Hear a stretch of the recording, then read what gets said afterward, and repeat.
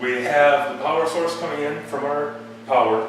We're going to use our receptacle. This is on a 15 amp circuit, so we're using 14.2 today. We have our power coming in. It goes to a switch leg. From the switch leg, it goes back up and goes into this light. If you want to see how to do that basic wiring, please go back and watch other ones. I go through a little bit of code. I'm going to go through the same kind of style today, code today, with this. So what we're going to do is, what we want to do is we're going to put a 15 amp receptacle in. These are not called outlets, these are called receptacles. So we got our cheap old box that we got from the store. This is our face pick we're going to use. I want to show everybody again today about these little notches. If we're using sheetrock, these notches are supposed to be against the stud, and you'll see it on this one. If not, it's supposed to be flush. Get to the little notches, and we're pounding them in. Okay, next thing we're going to do is we're going to grab our 14.2 wire. 14 gauge wire has a black, a white, and everything else. Roll it this way, so that way you don't pull from the middle. I roll it this way, so you have a nice one coming across. So we're going to get power from here. So the next thing we're going to do is we're going to grab a wire from down here. It has to go on the outside of the thing. You never put one inside unless you have to. We're going to have the power come down from here, and we're going to have it come in across here, probably down to about here, and we'll have it go down to the second one, the farthest one away again. So let me go ahead and get some wire cut out. Again, I want 6 inches out of the box, so I want probably about that much. Take your screwdriver, right sealer, side, and you only want 1/4 inch sticking out of this white insulation. You only want 1/4 inch of this. It shouldn't be sticking out of the box this far, this far, this far, and only having 2 leads. No, it needs to be cut off about 1/4 inch max. That should be an excess that's coming out of the box. It's the code. Inspectors are going to see that, etc., etc. So we'll scrap it up. Make sure you go, sorry about the people outside, but make sure you go to the center of the 2x4. If you can't, you have to use nail tape.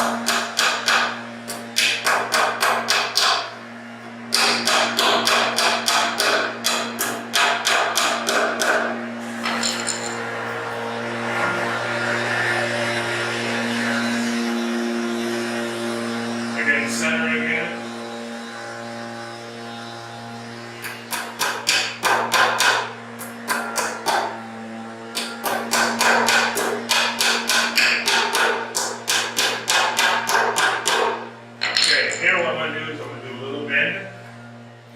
Above it, I'm going to go probably about 1 inch, 1.5 inches.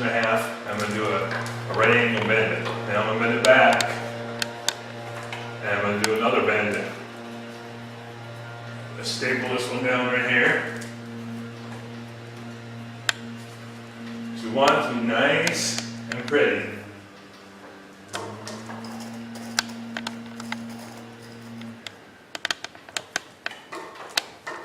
Another piece of code. Again, this is in the middle. Always in the middle. Because of the sheetrock people.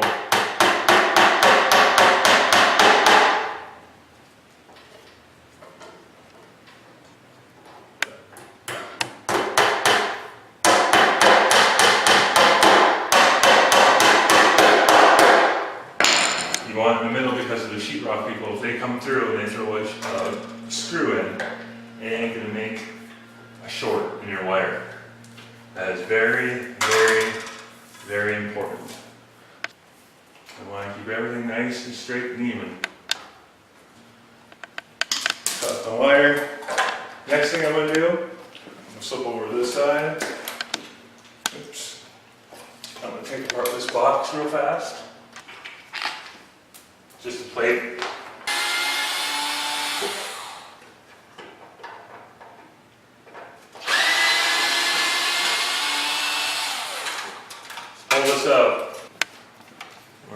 the screws. Okay. Since this one's on a greenie, I'm just going to leave this one hooked up. We have in here, we have our blacks, which is our power, our hot. This is our neutral. We're going to have to grab power from inside here, and we have our grounds, okay? So we have to figure out which one comes from the power. So we have this one coming in. If you don't have this as an actual house or home run or whatever you want to call it, you'd have to use the continuity testers. You can buy those. Since I can see it from here, we're just going to trace the line. So we're going to come across here, go down here, and we know it's the back side one from looking up top. So the back side, back side, back side. So it's the first one on the side. So we know the back side one right here, this one. So this is the power, or this is the neutral. It comes across, and here is that one. So this one is back here. So this is the actual hot one. If I plug this in, right here, if I plug this into the wall and had this one in my hand, this one would be the hot leg. This is the hot leg of it. So what we're gonna have to do is we're gonna have to go through the bottom down here, on this far one away, keep it going towards the center, cut it right here.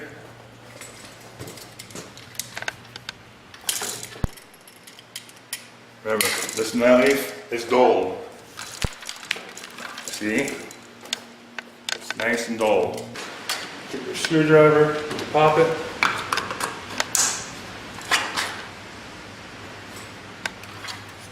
Come up. Around. Usually the switches are a little bit higher. Just to get it going up to the box.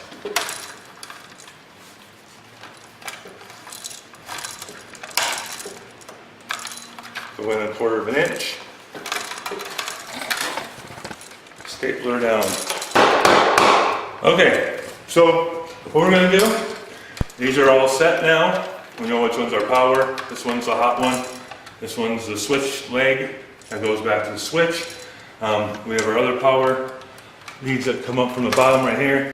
So the first thing we're going to want to do is we're going to want to cut this leg off, or this neutral wire. We want to splice all of these together.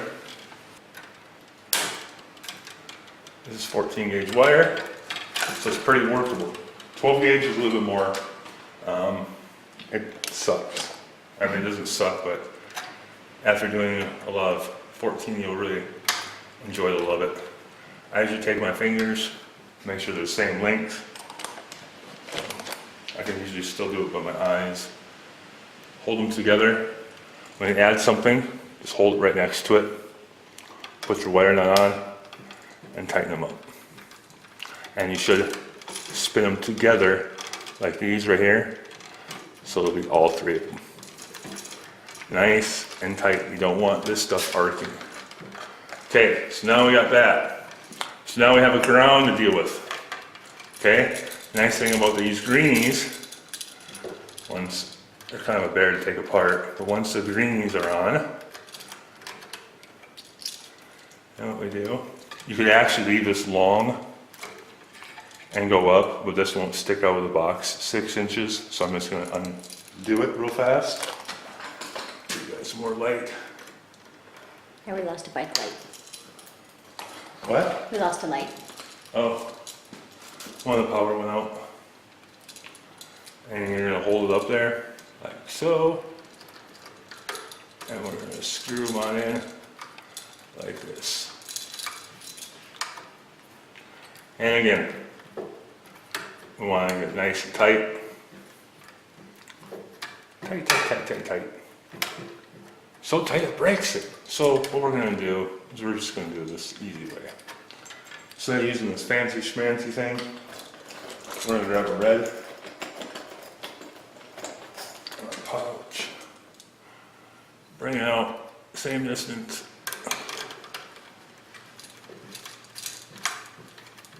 This is a used wire nut too.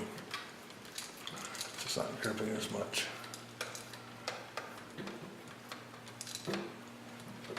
Okay, Now that we have that,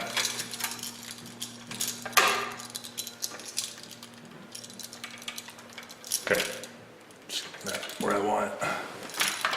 Now we're going to take our hot leg and we're going to splice these ones together. Out of the box, 6 inches. Take this one back. This would be like for a remodel job if you want to add something in. Because normally when you rope a house in the first time I should say, you don't have to deal with all this crap. Okay, I need to grab a wire, an extra one. Because what we're going to do is we have to have this for our switch leg. So strip these off. This is our original power that comes in, and it used to be the switch, but now we have to grab power from the box to power that outlet down there. So we need to grab the power from here, which is this one right here, go back to the one that was hooked before onto here. This is the power leg that comes up to the wall, and we're going to have to add another lead in it. Make sure it's 6 inches. Grab a wire nut. Ouch, staples poking me. Put them all together like so. Put it all up. Tighten, tighten, tighten, tighten, tighten.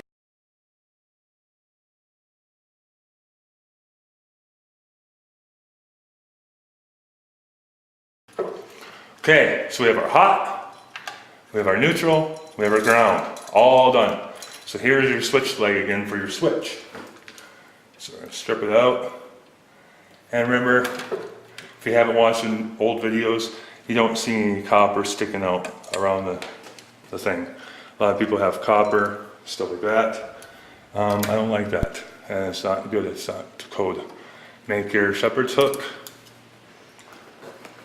Get your switch. Where did I put my switch? Oh, it's right there in front of my face. Got any closer, it was biting me. It doesn't matter which one's hot, which one's the coming one coming in. It doesn't really matter on that. It just matters that they're all secure and tight. We don't want anything sticking out, and etc., etc. Make sure also, like this one, that the shepherd's hook always goes counter or clockwise with it, because when you screw it, it will actually tighten it up like a vise. And again, this is covered before in the last videos, but no wire is protruding from the back side of the switch. No wire is uncovered protruding from the back side of the switch. Okay, next thing we do is you're going to want to push these in, like so, and you want to fold these up to make them nice and pretty in here. And plus, when you fold them up, since it is wire and it's all hard wire, what's going to happen is the wires are going to bend in kind of like a spring, and it'll be stuck in there, kind of like a magazine. So you want to get these ones, and when your wire nuts are nice and tight, you can do this. And when there's no wires poking on the bottom, because when you shove everything in there, and as you guys can see, if there was any wires stuck in there, out of there or anything, it would really arc out the switch. So that's one of the biggest flaws that people have when they arc. They come from the box itself. So you gotta fold them up nice and pretty in there. And we take these ones and we fold these ones again. And we know that they're nice and tight. Fold, fold, fold. So when you pull out your box, it'll all pull out and it'll be like a spring coming out, like because it'll be all folded up in there. So now, I'm not going to do this the hard way anymore.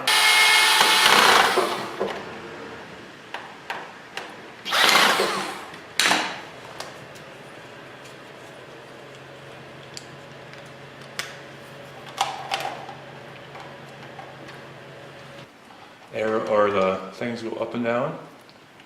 The off and on button is right. Off and on, off. We have the silver side or the chrome side, that is your white wire, your neutral wire. We have the gold side, this is your hot wire. Of course, we have green for ground. If you do not know, this bigger one is a white wire. You'll always know this one's the bigger one. The one that's small and scary, that's a hot wire. That's where you're gonna get your voltage. So what you're gonna do is you're gonna come out, make sure that they're 6 inches away from here. It has to be. Strip them out. You can stab them in with these little holes right here, or you're gonna do a shepherd's hook. I don't like to stab things in there because you never really know, and if you need to remove them and stuff like that, it's kind of a bear, and you don't have 6 inches, extra than 6 inches, blah, blah, blah. So let's do a shepherd's hook on these. Strip them out again. Make your shepherd's hook.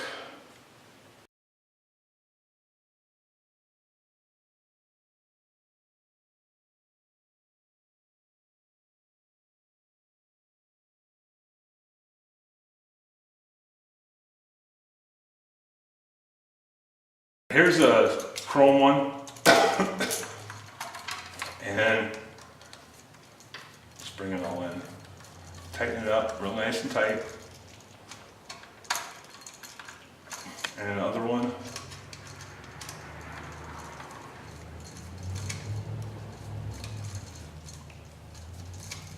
Make sure that one's snug and secure as well. See, there's no wire missing on that, or there's no wire exposed. And next one.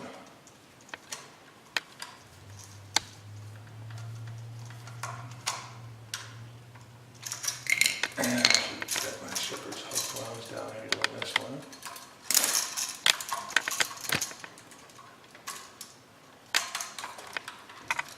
And again, the shepherd's hook goes to the right.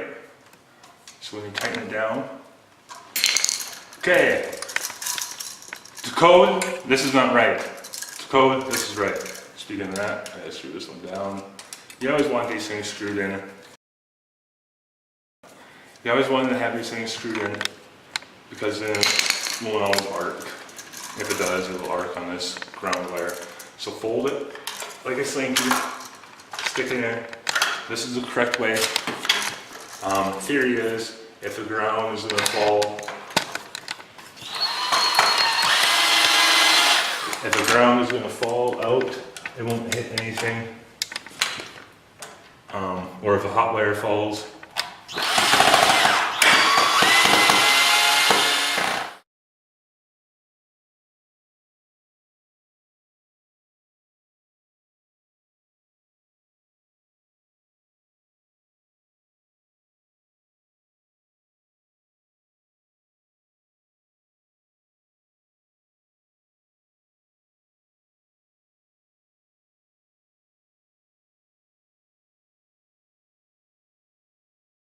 I want to finish up with our outlet that we put in for our receptacle. This is the standard code. People might think that the other way, when it's reversed around, is the code, but this is the actual way. The theory is, on a prong like this tester here, if it falls off this way, it's more tend to fall off and not hit the hot. If this prong fell off, if the ground plug fell off and hit this prong, the hot one, it would not arc and start a fire and etc. etc. I don't know. The Fire Institute is the one that creates a National Electric Code, so check it out with them. So today I want to plug this all in, test it all out. I want to show you guys this little tester right here. I wonder if I can get a better picture of it. If you guys want to, push pause at a clear spot when I'm not all shaking it. And what you can do is you can see what will happen, or not what will happen, but if you have a bad, what it is it's a circuit tester. And it'll tell you if it has a reverse or a bad ground or a bad neutral or a bad hot, or if anything's reversed. And if not, these two yellow lights represented right here, or red one. A red one's really bad, like a reversed polarity. But if these two come up and this one's not lit, this will be 100% correct. So let me go ahead and power it up, and let's put this in there. Even though this is a ground fault circuit interrupter, that's what this little black button is, it will still work on this. So let me go ahead and plug this in. Okay, and plug it on in, and it works. And if I push that little button, oh, it blew the garage one. So I guess let's have a GFI out here, and it does. So we had a GFI circuit interrupter, ground fault circuit interrupter in our panel, so it's even better. Probably a thing for the code for an outdoor circuit. So, and let me grab this.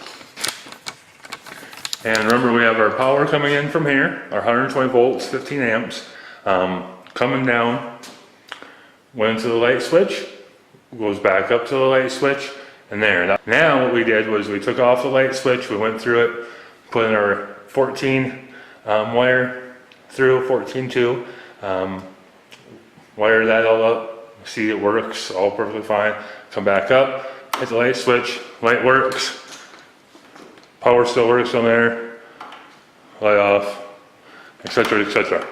So hopefully this helps you out. Just watch for the codes. The next video I'm going to do is I'm going to take this outlet right here, or this receptacle, and I'm going to replace it with a GFCI. And then after that one, then what we'll do is we'll jump over another one, and we'll put this outlet, or this receptacle, over here with this GFCI that I'm going to put in on the next video, and put it over here so this one's protected as well from this one GFCI. This one's protected. But in the garage here, it has two. It has the GFCI up here, and we'll have a GFCI down there. So thanks again for watching. Hope you're learning something. If you have any questions or comments, please let me know, and we'll go from there. So enjoy the videos. Have a good day, guys. Bye.